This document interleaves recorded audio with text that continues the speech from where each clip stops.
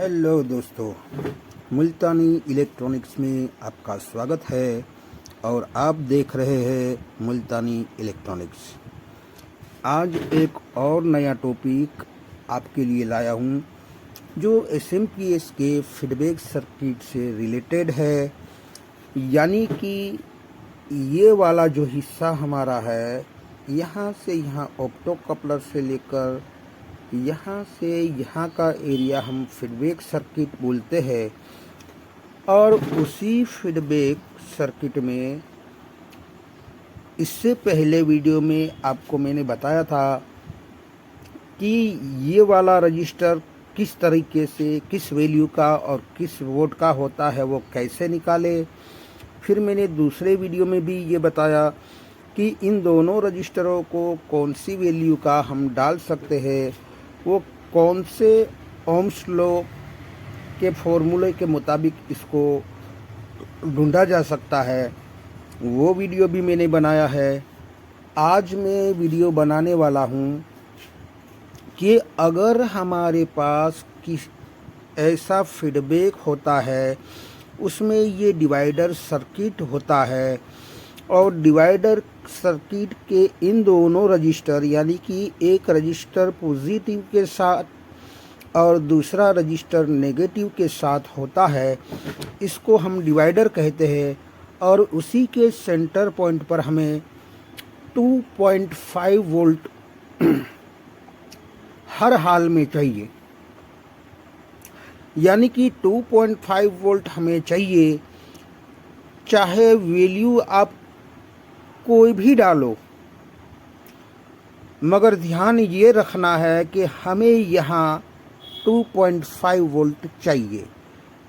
तब जाके ये हमारा TL431 जो हमारा IC होता है, उसके रेफरेंस पॉइंट पर 2.5 वोल्ट देने से ये एनोड टू कैथोड कंडक्ट होता है, जिसके कारण ये एनोड वाला ग्राउंड कैथोड में आएगा, जिससे ये वाला जो ऑप्टो कपलर है उसकी इंटरनली 1 और 2 नंबर की पिन पर LED होती है।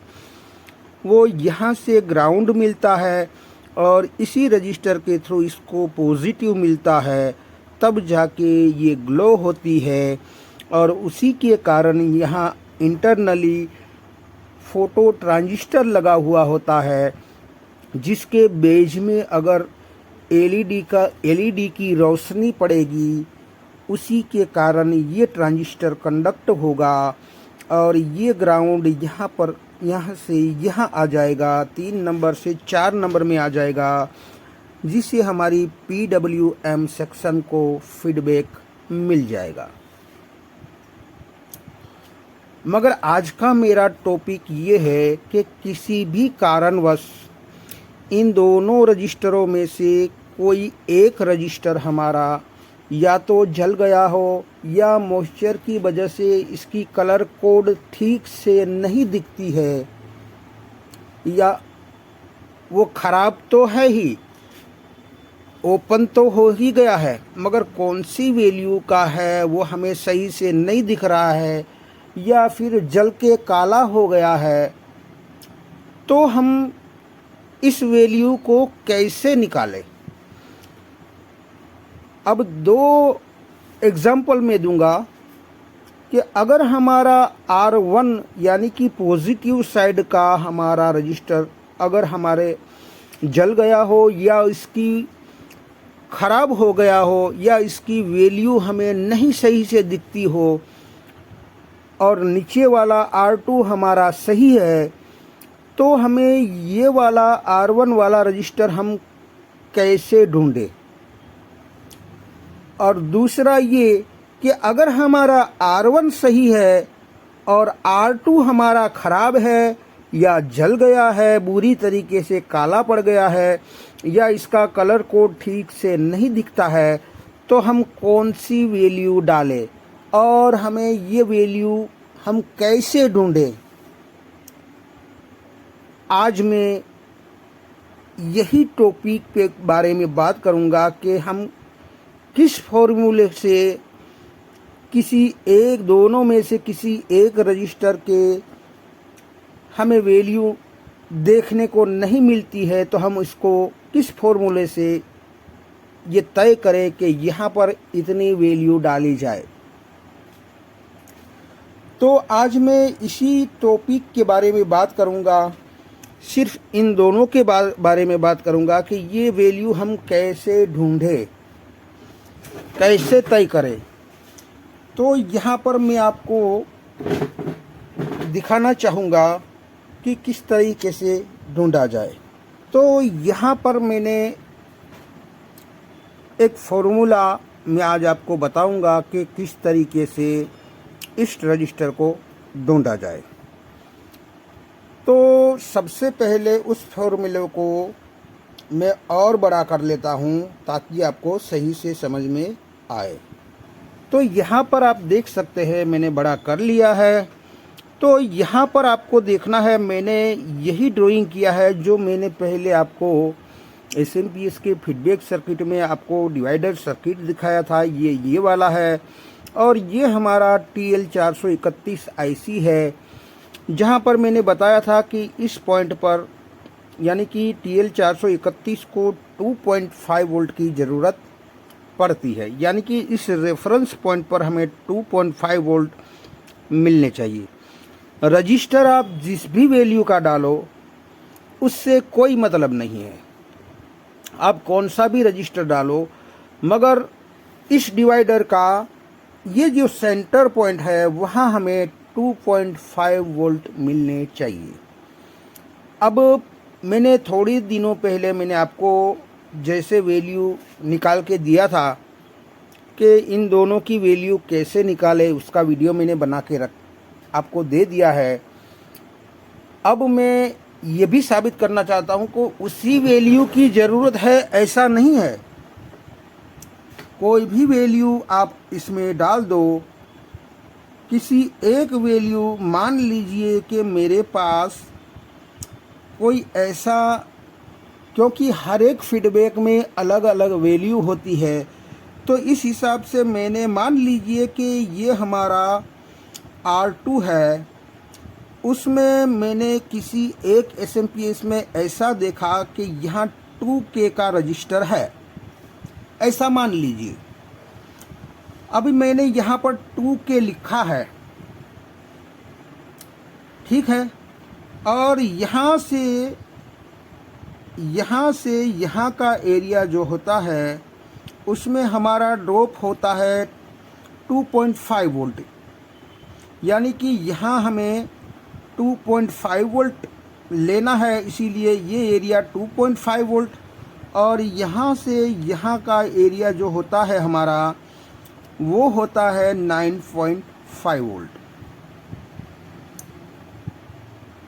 तो अब इसमें हमें ढूंढना है, यहाँ पर हमें ढूंढना है कि ये हमारा मान लीजिए कि जला हुआ है, इसकी वैल्यू हमें नहीं पता है या नहीं दिखती है, और रजिस्टर तो हमारा ख़राब ही है।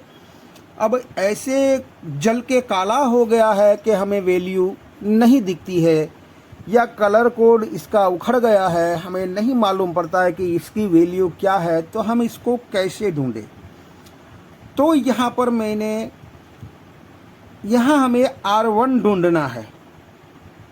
तो R2 तो हमें 2K दिखाई दे रहा है, यानी कि R2 हमारा 2K तो है ही।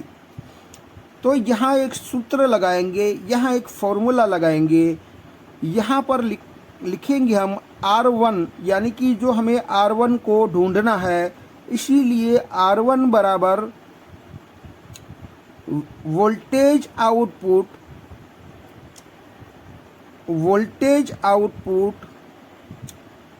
भागा वोल्टेज रेफरेंस,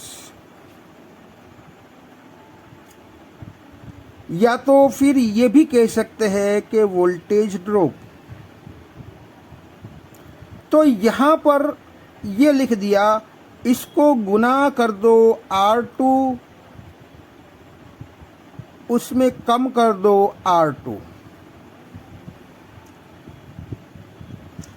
तो इसका आंसर कुछ इस तरीके से आएगा कि R1 बराबर ये वोल्टेज आउटपुट हमारा, ये वाला जो वोल्टेज आउटपुट है वो 12 वोल्ट है, और हमारा वोल्टेज रेफरेंस यानी कि ये वाला है, यानी कि ये वोल्टेज रेफरेंस हमें कितने चाहिए, 2.5 वोल्ट।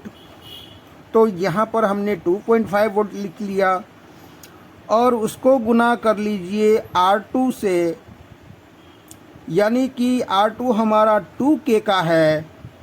तो यहाँ पर हम लिखेंगे 2K और उसमें से निकाल दीजिए 2K, यानी कि फिर से 2K माइनस 2K, यानी कि गुना R2 माइनस R2, यानी कि गुना 2K माइनस 2K। अब यहाँ पर फिर से लिखेंगे R1 बराबर, ये हमारा कैलकुलेट करोगे आप कैलकुलेटर से तो हमें कुछ इस तरीके से मिलेगा। तो यहाँ पर आप 12 भागा 2.5 करेंगे तो हमें यहाँ आंसर मिलेगा 4.8 वोल्ट। इसको गुना कर दीजिए 2 से और कम कर दीजिए, यानी कि माइनस कर दीजिए 2, यानी कि गुना 2 या माइनस 2। तो हमें R1 बराबर क्या मिलेगा, 9.6, यानी कि 4.8 से गुना 2 कर दीजिए और उसमें माइनस 2 कर दीजिए। तो हमें आंसर कुछ इस तरीके से मिलेगा कि इसका गुना करने से हमें 9.6 मिलेगा, इसको माइनस 2 कर दीजिए तो हमें यहाँ पर मिलेगा 7.6 K मिलेगा, यानी कि हमें किलो ओम्स में रजिस्टर डालना होगा, यानी कि 7.6 K का रजिस्टर हम यहाँ डालेंगे तो हमें यहाँ पर इसका रेफरेंस पॉइंट 2.5 वोल्ट मिलेगा। तो देखा आपने कि कितनी आसानी के साथ अगर हमारे पास कोई एक रजिस्टर की वैल्यू होती है तो दूसरे रजिस्टर की वैल्यू बड़ी आसानी के साथ ये फॉर्मूला आप आजमाओगे तो आपको फ़ौरन मिल जाएगी कि इस तरह से इसको आप इस फॉर्मूले के मुताबिक आप इसका कैलकुलेशन लगाओगे तो आपको आंसर जो भी मिलेगा उसके आसपास की वैल्यू का इधर रजिस्टर लगा दोगे तो आपको यहाँ पर 2.5 वोल्ट रेफरेंस पॉइंट पर मिल जाएंगे। तो अब हमने पहले तो ये वाला फॉर्मूला आजमाया कि हमने R1 ढूंढा, अब हम और R2 हमारे पास सही रजिस्टर था। अब हम ऐसा करते हैं कि कोई दूसरा, यानी कि R1 हमारे पास सही है मगर इस बार R2 हमारा ख़राब है या जल गया है या किसी कारणवश हमें इसकी वैल्यू या तो इसका कलर कोड नहीं दिख रहा है, तो हम इसकी वैल्यू कैसे निकालें। अब हम ये देखेंगे। पहले हमने देखा कि हमारे पास R2 था और R1 ढूंढना था। अब हम देखेंगे कि R1 है और R2 ढूंढना है तो क्या करें। तो मैं आपको उसी पर ले जाता हूँ। तो यहाँ पर आप देख सकते हैं मैंने ड्रॉ करके रखा है। अब हम इस बार ये देखेंगे कि हमारे पास मान लीजिए कि एग्ज़ाम्पल के तौर पर कि R1 हमारा रजिस्टर ओके है मगर हमारा R2 जो है वो जल गया है या किसी कारणवश उसमें कलर कोड हमें नहीं दिखता है, तो हम क्या करें। तो वही फॉर्मूला आजमाना है। यहाँ पर जैसे कि यहाँ पर अगले वाले में क्या किया था हमने कि ये वोल्टेज ड्रॉप हमारा यहाँ से यहाँ का जो था वो हमने 2.5 वोल्ट, यानी कि इस फॉर्मूले में हमने 2.5 वोल्ट वोल्टेज ड्रॉप यहाँ पर लगाया था।